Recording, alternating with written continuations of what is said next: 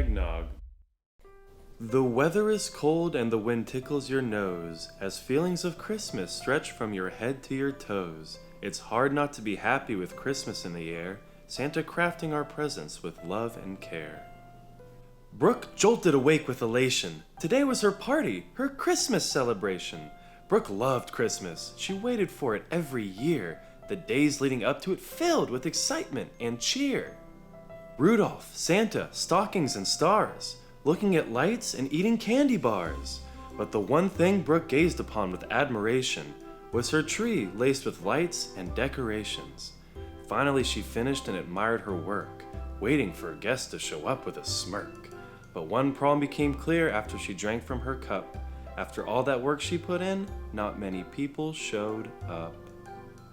There was Eric and Kris, who were Brooke's best friends and would stay in rage until the party's end.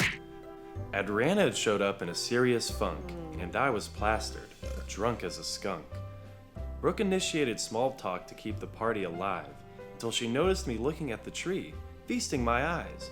Brooke ran over with happiness, cute and coy, and said, "Isn't it beautiful? Doesn't it just fill you with joy?" I swayed back and forth, barely able to speak. "Yeah, this makes my tree look weak." Brooke was disgusted and asked, "What's in your cup?" "It ain't eggnog, but I'm messed up." Brooke was upset, to say the least. I was too drunk, so I fell off my feet. Just as Brooke couldn't get any sadder, she heard Adriana say, "This is dumb. Why does Christmas even matter?" Brooke could no longer contain her tears, so she sprinted upstairs so her guests wouldn't be near. We need to make Brooke feel better. What can we give her? Eric lifted a tube and a bottle of liquor. "What's that you got there?" Adriana's excitement null and void. "This is for sadness, and this for hemorrhoids." "No. We need something with more Christmas style. Let me call Santa. He's owed me a favor for a while." An hour passed with no knocks on the door, and I was still drunk, passed out on the floor. Hope was almost lost with reality's cold sting, until jubilation sprung free with a doorbell ring.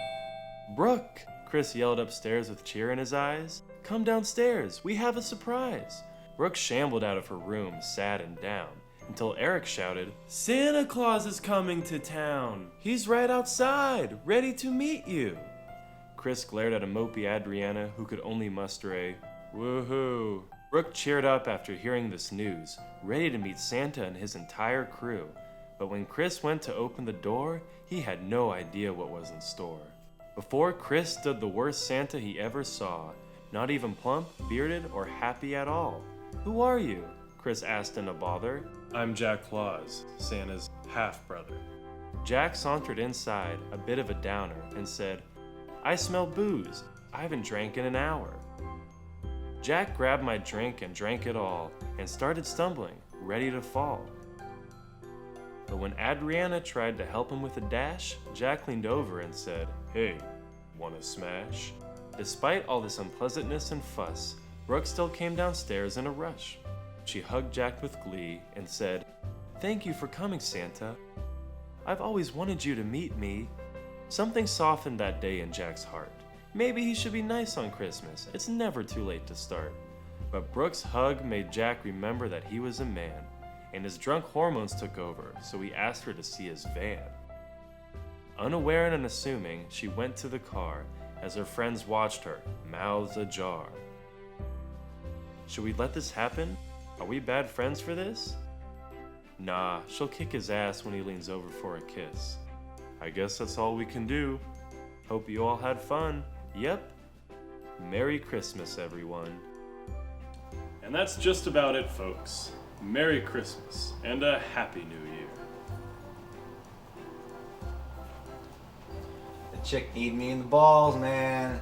In the balls. Just stop talking. I'm so hungry.